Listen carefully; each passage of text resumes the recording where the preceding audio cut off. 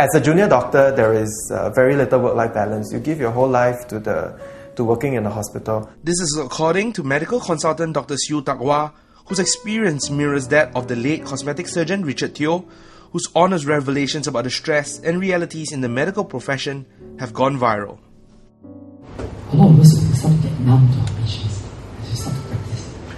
Even as we rule them, whether it's government hospitals, private practice. I can tell you when I was in the hospital, stacks of patients' folders. I can't wait to get rid of all these folders as soon as possible. According to medical consultant Dr. Siu Takwa and medical oncologist Dr. Wong Seng Wing, the darkest time in the doctor's career is when he is carrying out his house officer training and takes on the role of a junior doctor at a public hospital. House officer training typically lasts for a year, and during that time, the physician is expected to undergo training as part of his clinical apprenticeship. This training is aimed at equipping new medical graduates with the basic skills of clinical practice.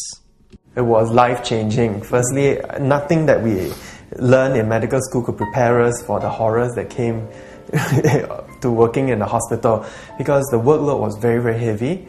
We were thrown into a profession whereby you realize what you learned theoretically did not apply practically, so it wasn't easy. We had a lot of patients to see, and a lot of times you feel very tired, very disappointed that things were just different, and very often you were overwhelmed. And so there are often times where you just feel you want to give up. You often feel that that things could be better. Let's say as a houseman, we used to look after one ward, so you probably look after 30 to 40 patients. And through the day you will interact with them? You will interact with them, and you will be, and their family members and all that. Later on, as you become a junior doctor, let's say as a medical officer, typically on a surgery day you do maybe emergency cases, you can do up to 8 to 10 cases. These are the surgical cases. You run clinics, you see 20 to 30 patients.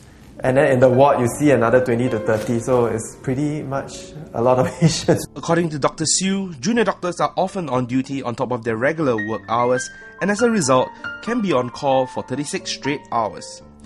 On top of that, having a meal or even going to the bathroom was a luxury that was seldom afforded to junior doctors and housemen.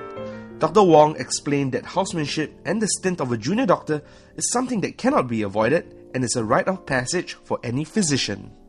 So you have to serve the bond, and there's no other place where you can do such a training program to allow you to deliver more sophisticated care, to pick up more qualifications. So you are stuck. Because you are stuck, the system recognizes that you have got nowhere to run.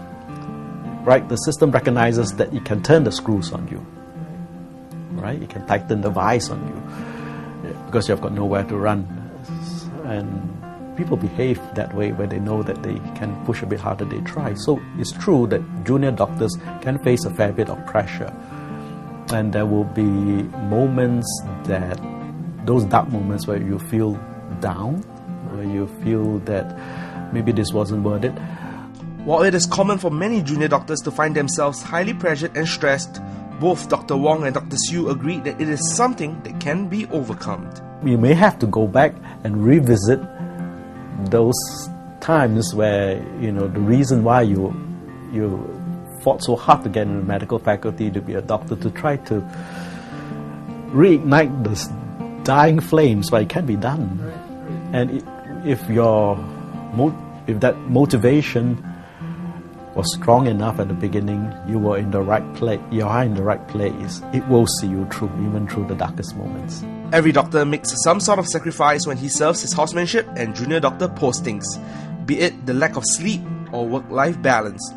So is this why doctors leave public hospitals and go into private practice?